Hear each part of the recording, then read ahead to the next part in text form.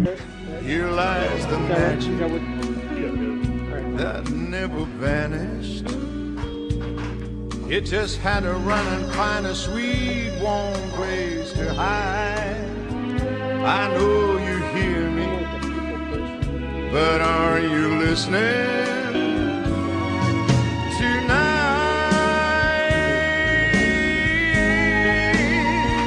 I know you hear me, but are you listening tonight?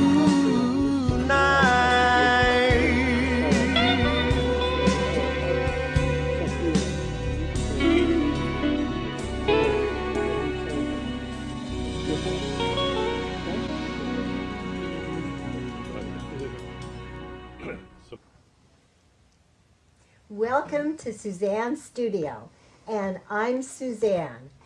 As usual, I do have some really interesting, talented, hot guests. Well, wait till you hear the program today. I am so excited to have you meet the following: George Orbelian, that's right? Thank you. And his darling wife, Marcia, and Dr. Blasband. Let's start with you, Dick.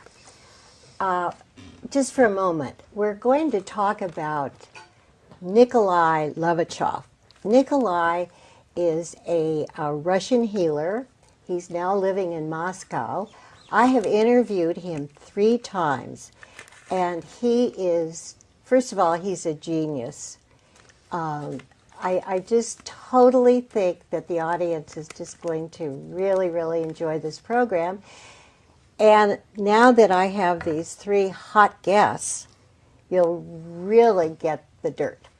Okay, Dick, how did you become interested in Nikolai? Well, I had just come from doing some research with some people at the Princeton University Engineering Anomalies Research Laboratory. And they were studying stuff like the ability for one person to know what another person was seeing at sometimes 10, 20, even thousands of miles away without any kind of known form of communication. And they also studying the ability of people to influence machines like random number generators and things like that with their mind alone. And they had demonstrated unequivocally that these things were possible by ordinary people. So with that in my mind, working out here in California, I was a student of mine told me about Nikolai, and at the time I had chronic fatigue syndrome, and no one could really help me with it. So I went to see him, and I knew that within minutes that this man had tremendous powers, because I had been exposed to famous healers prior to this, people who were known worldwide and whom friends of mine had done research upon. But none of them really had the capacity of Nikolai. And by the way, it should be mentioned that Nikolai is also a theoretical physicist of a very high caliber. And he came to know his own abilities through the use of using his mind upon reflecting on what he did and what its impact was on other people, and using the scientific method to find out how he was able to do the extraordinary things that he does. So I began work with Nikolai as one of his clients. And when I heard that he was going to hold a class, I thought, well, that would be an interesting thing to do. Because I had referred many patients of my own, I'm a psychiatrist, to him. These are people who had heart problems and the like. And I noticed that not only were their heart problems rapidly getting better, but that they were moving much more rapidly in therapy. And these were people I'd known for several years at least. So it was easy for me to gauge that movement. And I thought, well, I would really like to be able to do this myself, to offer this to my own patients. So I took a class with Nikolai. I think it was the second class he offered. And at the end of that time, it was 6 weeks, every night during the week, I was able to heal in a rudimentary way, whereas prior to that time, I had no capacity that I knew of to do the kinds of things that I was now capable of doing. Thank you. Marcia. How did I come to know Nikolai? Yeah.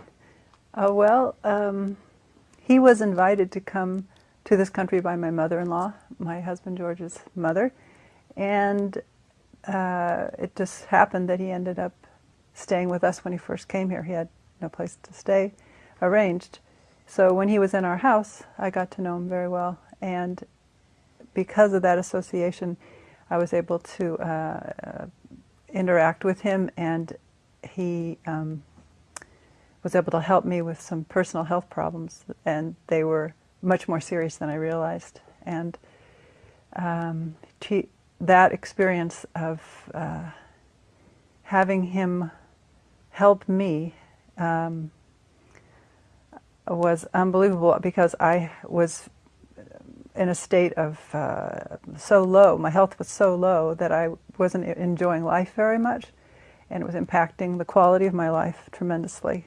So it took time, it wasn't instant, but it went through major changes, and I have to say, even though it may sound weird to many people, that I feel I would not be here today if it weren't for the fact that Nikolai was able to help me with my health problems. Thank you, Marcia. And George. Well, when Marcia and I were married, shortly thereafter we had twin boys. And in about 1990, when the boys were 4, my mom had been pained by a bad leg and hip. And being a doctor trained in Russia, she knew that she would be healed in Russia ultimately. And she was introduced on a business trip with my father to Nikolai. And in one session, he was able to help her walk normally. And she stayed on with my brother, who lives in Moscow, was conductor of the Moscow Chamber Orchestra. And she would call Marcia and I at 3 or 4 in the morning because of the time change and say, George, you have to meet this guy, Nikolai. He knows so much, and you're going to just love him when you meet him, and it's really exciting, and we're staying up late and talking. And she was so excited about it that I said, well, you know, Mom, there's no way we're going over there with the twins, with perestroika going on and all of that. And I go, so invite him to come here. And she did, and we met him. And I picked him up at the airport on New Year's Eve. And as we were driving home, I asked Nikolai in Russian, I said, Nikolai, what is it that you do? How do you heal people? How do you help people? And he told me in Russian, that he regenerates tissue. Well, in Russian, the word for regeneration is regeneraция. It's very close to the word in English. And so then I asked him, I go, well, how do you do that? And he goes, well, that's a longer story, and that's how I started working with Nikolai. From that moment on, I was hooked. I wanted to find out how he did it. And how many years were you students of Nikolai's? I'm still a student. You're still a student. Do you call him? Yes. And he can really help you on the phone? Yes, and he's taught us a lot. Actually, Dick and I worked with him on helping edit the English version of his first book, The Final Appeal to Mankind, and we took courses from him, and it's been an extraordinary experience that changed my life. How has it changed your life, George? Oh, in a number of ways. I'm very mechanical in the way I approach things. I used to build racing motorcycles. I wrote a book on surfboard design. And in every one of the disciplines I've approached, I wanted to understand why. How does it work? What's the system involved? And Nikolai was the first person that I came across that really explained everything. And I have to say that in 15 years of asking him thousands of questions, there was never a time when he backpedaled, changed his story. Everything dovetailed, from the beginning of how creation occurred and what life is, and how life is an actual part of ecosystem development on planets, and that there's billions of planets with life on them, and what the spirit is, and the difference between living and non-living matter, and so many questions that he asked me that, you know, ranged on philosophy and physics. One of his favorite quotes that he shared was, you should know geology and philosophy and everything in between. That's pretty difficult to do. But would you say, George, that he really changed your whole persona? Your personality and your body and everything? Yes. Yes. I used to do a lot of surfing. Mm-hmm. I still surf. I've been surfing for 35 years. And when I went surfing, I'd get out of the water. In San Francisco, it's cold water, so you're wearing a wetsuit, and I'd often be just exhausted afterwards. You'd surf for an hour and a half to 3 hours, and you'd have to eat, rest, warm up. Whereas when I went on mountain bike rides, you could ride for 3 hours and you felt energized. And so after I started working with Nicolai and translating for him, sometimes I'd walk into his house after surfing, and even though I'd showered and changed, he'd ask me, "Did you go surfing today?" And I said, "Yeah, I did." The days I went mountain bike riding, when I also showered and changed, he never asked me if I went surfing. So after that happened about 3 or 4 times, I said, "Hey, Nicolai, how come when I go surfing, you ask me if I went surfing, but when I ride my mountain bike, you don't ask me if I went surfing? Mm-hmm. How do you know?" And he goes, "Well, when you're coming up the stairs, you're dragging half the ocean with you." I go, "What do you mean I'm dragging half the ocean with me? I took a shower, I'm clean, I had no sand on my feet." And he says, all of the extinct life forms that were part of the evolution of life of planet Earth, that developed in the ocean, which is the birthplace of life on this planet, he goes, they don't have physical bodies anymore. So if you go out in the water without a shield, then they attach on to your life force, and that's why you feel tired when you're out there. And when you come back in, because your body is recovering and, you know, kind of rebuilding itself. And so once he told me that, I said, "Well, how do I fix it?" And he goes, "Well, you have to do a shield." I said, "Well, how do I do a shield?" He says, "Well, you visualize light in your solar plexus area. You let that light grow out through your body and push anything negative or anything disease-like out of your system. And when you feel that light going out and permeating every cell in your body, then you put a shield around that. And that can be diamonds, it can be rainbows, whatever you like, but it has a program." And I said, "Nicolai, what is that program?" And he said, "It's very simple. Nothing negative comes in.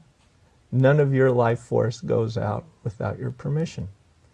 So at that point, I knew how to do the shield. I'd go in the water surfing, and I noticed no tiredness afterwards. Wow. But also what happened was I didn't have the emotional highs and I didn't have the emotional lows that were associated with, you know, the thrill of surfing, or the parts that aren't so thrilling when you're getting hammered by surf. Well, that's quite that's a lot of evidence. But most people don't really believe that anybody can do what Nicolai does. How? Well, on one of the shows, I went to see Nicolai. I'm just crazy about him. He is so different. And he knew that I had my arm broken, and he knew right where it was, in my shoulder. I've said this on the show before, but I said, "Oh, Nicolai," he said, "Do you want me to do something?" I said, "Oh, no. I was just there, you know, talking to him about something else." I mean, I didn't want to impose upon him. Well, why not? Okay. So in just a few minutes, I could only raise my arm about like that. And I said, "Oh, Nicolai," I said, "I can't, you know, forget it. The doctors told me that I'd never be able to fluff up the back of my hair or anything." So he worked on it a couple of times, you know, and he said, "How's that?" And I said, "Oh, it hurts." So he did some more. And pretty soon, it went all the way up. And I told those wretched doctors, But they said, you know, this is just all in your mind. How can you educate people to someone like Nikolai, who's a master? He's a genius. Well, he's more than a genius, right? But how do you go about that to educate people? Well, I think one of the things that people would have to do, say, is read his books, because the books are created in such a way that they start with very elemental things and they build. And the other thing is that they're programmed, really, by Nikolai, so that the more you read and understand, the more you'll be able to understand later on. And in my mind, that's certainly the best way, because you have his influence actually working on the reader himself. Are these books available readily? No. There are some that you can get in Russia, but the ones that he wrote here were self-published. And I think he's trying to set it up so that you can get them, subscribe to them on the web. But that hasn't been achieved yet. Oh, that would be very good. But you can read some of his stuff in English on his website, which is LEVASHOV.info. Oh, I didn't know that. Yeah, LEVASHOV.info. And there you'll find exposition of some of his ideas in different languages. You just click on the British flag and you will get an American or an anglicized version. This is what I'm so intrigued about. When I met Nikolai, I knew he was really different. I mean, really different. And my deceased husband, who was a judge, he said, you know, I don't want to go up there. I don't believe in that. I said, oh, please, please. So after about half an hour talking to Nikolai, my husband said, my God, he said, this guy is kind of believable. I mean, I never thought that George would feel that way.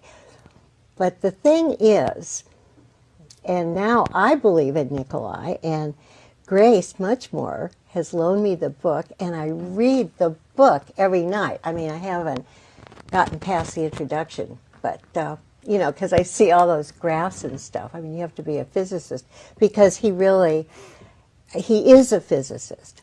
Why was he born that way? How was he born that way?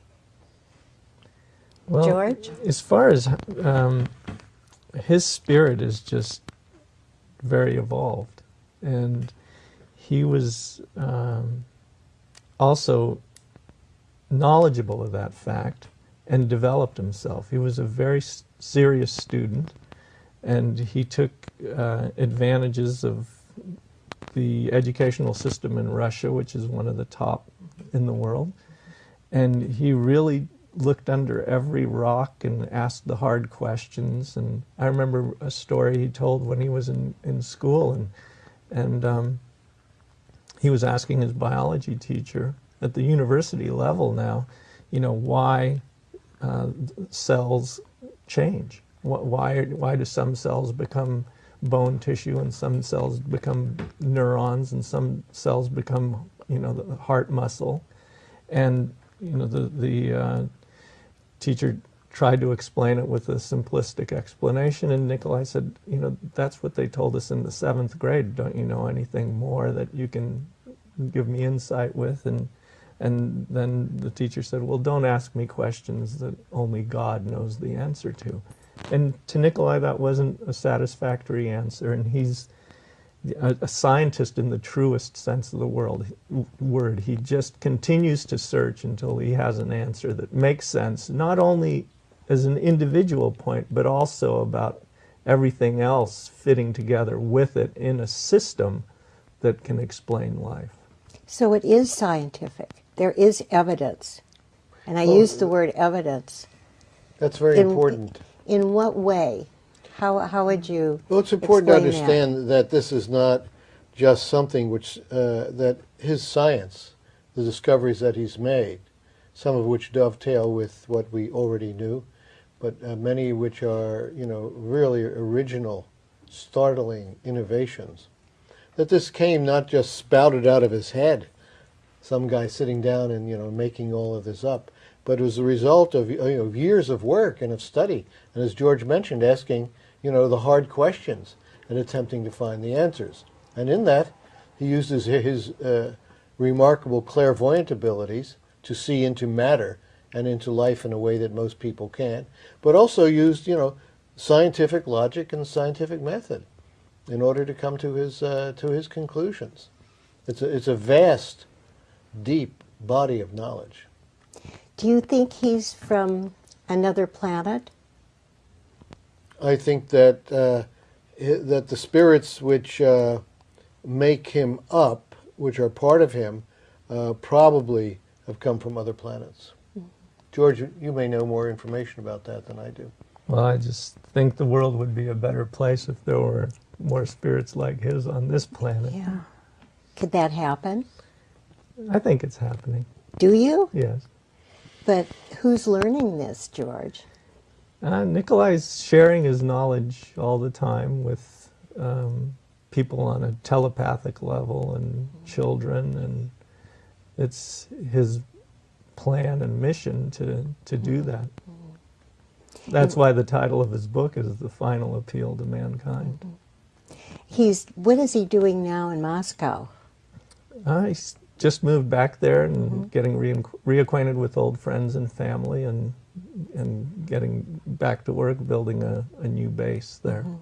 Grace says he goes into the hospitals and helps some of the patients, or whatever patients I'm sure that he has contact with. I haven't spoken to him about that in particular, so I wouldn't be able to comment. Yeah, Grace calls him. Do you call him Dick? 3 times a week. Really? What do you ask him? Could you tell us something Yeah, personal? Can you fix this? Well, you see, once I was healed with the chronic fatigue, from the chronic fatigue, I wanted to continue working with him and have my spirit evolved, because he can do that, to the point where I become a more effective healer. So I've continued to work with him, as I said, 3 times a week, in order for him to help me do that. Marcia, how do you use all the knowledge you have now? Since I don't practice healing, although I've attended his classes, I try to use his knowledge to help me improve the quality of who I am, and which affects the quality of my life and people around me.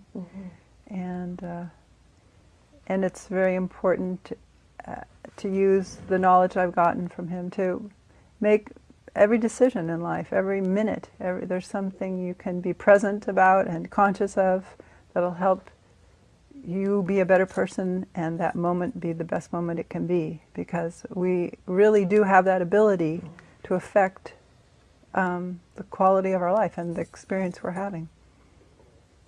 And you're a dancer and an educator? Well, I used to dance. But you still look like you dance. Well, I don't know. I love to move still. And now I'm working with children. So it does spill over, doesn't it? Yes. It really does. It's just hard for people to believe that, and I'm sure there are a lot of other healers that we don't know about, right? But it's so hard. They think it's just a bunch of nonsense, magical stuff that, self-hypnosis, that you can do it yourself. But you can't. I mean, without the aid of someone who really is a healer. Don't you agree? Well, the important thing is to know is that you can only understand what you've been evolved to understand. When you were a child, I mean, there were many, many things that adults around you understood that you could not understand. And you evolve, you change, and as you become an adult, you can now understand those things. Well, there are many different levels of evolution that a person can go through while they're here, incarnate on this planet. And as you evolve yourself by one way or another, with Nikolai it's very rapid, you can understand more, and you can understand more of his stuff. There were things that he taught us as a class that it took me 10 years to understand. all of a sudden one day I was reading some of his material. He says, "Oh, that's what he meant by that." Mm-hmm. And the reason I couldn't understand it before was that I simply didn't have, the apparatus to do that. Mm-hmm. And I'm sure that there are many, many other things, that he's written about that I don't understand now, that I may never understand, before I die. Yeah, because we're all born with a certain amount of brain power, really. Like, why are some people musicians and some people are, great intellectuals? Why is that? That people are so different with our brains. It's because the spirits are different. That's an important point. The spirits. Yes, that we all have a spirit. Okay, I have a really hard question. How would you define spirit? Well, as part of our organism as a whole, in addition to the physical body, we have what are called, classically even, etheric and astral bodies and sometimes mental bodies. And these all work in concert with each other and with the physical body in order to sustain us in life. And when we die, it's simply because there's been a detachment of the spiritual body, so to speak, from the physical body. And the spirit is all of those other bodies which are not the physical body. It's with us during our lives, and when we die, it continues to survive. That's the spirit. It's a real thing. Well, what can I say? The last time I was with you all, I could hardly get home. It's so fascinating, and it's heavy duty, but it's just awesome. We're going to do another show at the end of March, hopefully, and we're going to do a continuation. And I just wanted this show to educate the audience and to make Nikolai, God bless him, more believable. And I want to thank our great crew. We have a darling crew. Of course, they're all men except for Suzanne, so I have a lot of competition with her. And it's all volunteer. And of course, I thank all of you, and I'll see you next month. And thank you, our audience, for watching. And guess what? I can't wait to see you next time. Bye-bye. Thank you.